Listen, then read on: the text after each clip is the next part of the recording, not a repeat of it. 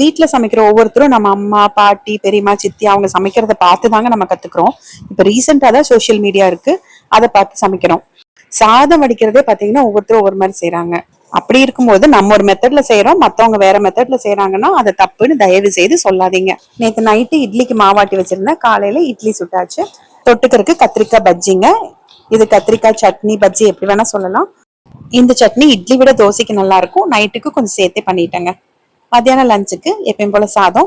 சாதம் வச்சு நான் ரொம்ப நேரம் ஆயிடுச்சு பாருங்களா, கெட்டி ஆயிடுச்சு.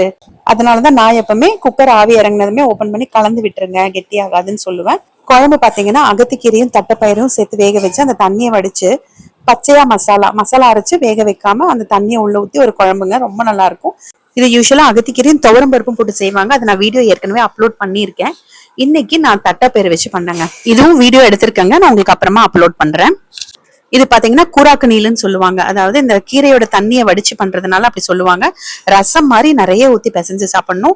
இது எங்க பாட்டி காலத்து ரெசிபிங்க. எங்க வீட்டுல எல்லாருக்குமே இது ரொம்ப பிடிக்கும். அந்த கீரையும் தட்டைப்பயிரும் இருக்கும் பாருங்க, தண்ணி வடிச்சது போக அதை வந்து பொரியல் பண்ணியாச்சு. நிறைய தேங்காய் வெங்காயம் போட்டு பொரியல் பண்ணா இது சாப்பிடுறதுக்கு அவ்வளோ ருசியா இருக்குங்க. நைட் உரைய ஊத்தி வச்ச தயிர் நான் டப்பால எடுத்துட்டேன், மீதி ஃப்ரிட்ஜ்ல இருக்கு. மத்தியானம் சாப்பிடும் போது எடுத்துக்குவாங்க.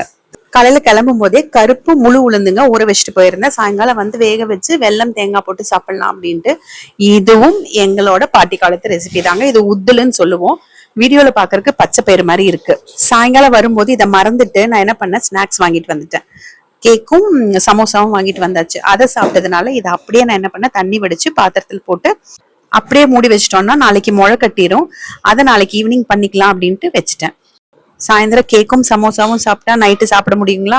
ஆளுக்கு 2 இட்லி, காலையில பண்ண கத்திரிக்காய் சட்னி, அவ்வளவுதான். இன்னைக்கு நைட்டு டின்னர் இதோட முடிஞ்சது.